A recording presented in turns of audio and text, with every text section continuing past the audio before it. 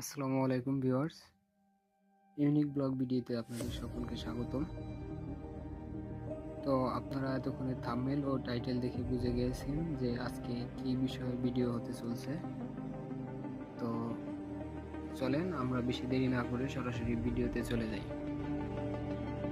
পাহাড় ও সমুদ্র একসাথে মিশে অপূর্ব এক প্রাকৃতিক সৌন্দর্য সৃষ্টি করেছে, যা নিজ চোখে না দেখলে কখনোই আসলে বিশ্বাস করার মতো না।